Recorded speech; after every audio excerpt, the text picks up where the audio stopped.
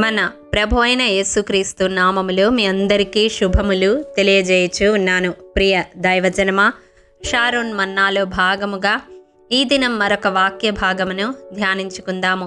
మత్తయి సువార్త 25వ అధ్యాయము 21వ వచనము. నీవు ఈ కొంచెములో నమ్మకముగా ఉంటివి, నిన్ను అనేకమైన వాటి మీద నియమించెదను. ప్రియ దైవజనమా, యేసేపు జీవితాన్ని బైబిల్ స్టడీలో భాగముగా మనము ధ్యానిస్తూ ఉన్నాము.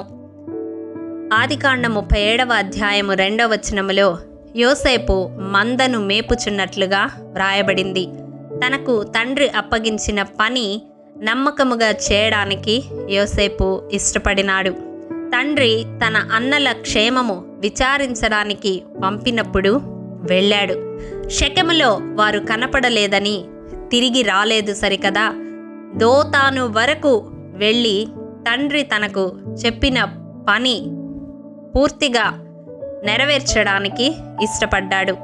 అన్నలు తన మీద వ్యతిరేక భావము కలిగి ఉన్నారని కొద్దో గొప్పో ఎరిగి ఉన్నప్పటికీ తండ్రి అప్పగించిన పని నమ్మకముగా చేయడానికి ప్రయత్నించాడు.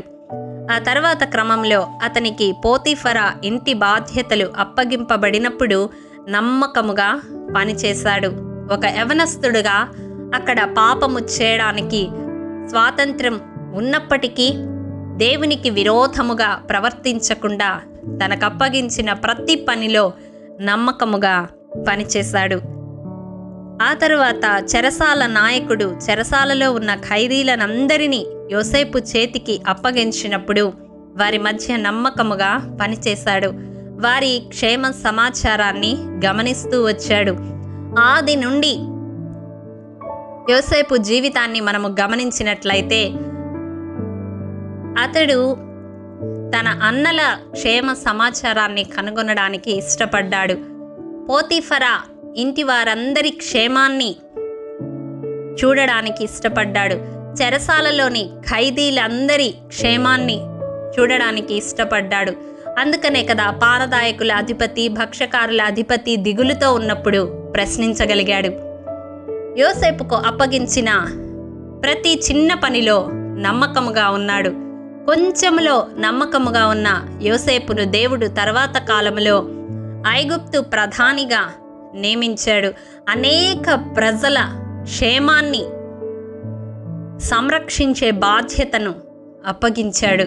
నిజముగా ఎంత ధన్యత కదా!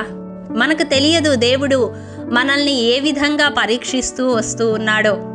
ఎంతోమంది ప్రజల యోగ క్షేమాలు యోసేపు పట్టించుకుంటాడు, బాధ్యతగా పనిచేస్తాడు అని దేవుడు యోసేపును చిన్ననాటి నుండి పరీక్షిస్తూ వచ్చాడు. కానీ దేవుడు అప్పగించిన ప్రతి చిన్న అవకాశాన్ని సద్వినియోగం చేసుకుంటూ నమ్మకముగా పనిచేస్తూ ఆఖరికి తన కొరకు ఏర్పాటు చేయబడిన పెద్ద బాధ్యతను స్వీకరించే యోగ్యతను పొందాడు. ఈ వాక్యము వింటున్న ప్రియ సహోదరుడా, సహోదరి, నీకు అప్పగించిన పనిలో నీవు నమ్మకముగా చేస్తూ ఉన్నావా? కొందరు ఆదిలో నమ్మకముగా పనిచేస్తారు, మధ్యలో నిర్లక్ష్యం వహిస్తారు. కానీ మనకు అప్పగించిన పని ఆది నుండి అంతము వరకు నమ్మకముగా చేసేవారముగా ఉన్నప్పుడు మాత్రమే దేవుడు మరి అధికమైన వాటిని చేయడానికి నియమిస్తాడు. కొంచెములో నమ్మకముగా ఉండలేని వ్యక్తులకు మరి అధికమైన బాధ్యతలు అప్పగించడానికి దేవుడు ఇష్టపడడు.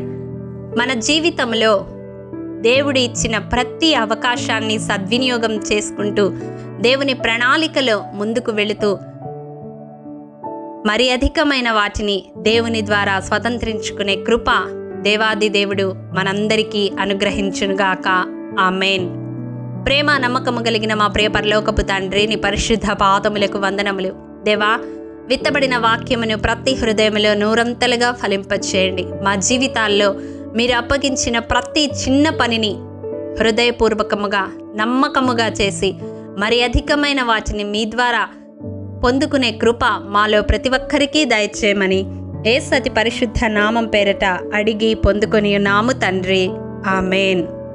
ప్రియ దైవజనమా, అనుదినము షారోన్ మన్నా ద్వారా అడగబడుచున్న నెంబర్ ఇన్ బైబిల్ క్విజ్ ప్రశ్నలకు సమాధానములు ప్రతి నెల మొదటి వారము కామెంట్ బాక్స్లో పోస్ట్ చేయబడతాయి. కాబట్టి గమనించి మీకు తెలియని ప్రశ్నలకు సమాధానములు తెలుసుకొనగలరని ప్రభు పేరట మనవి చేయుచూ ఉన్నాము.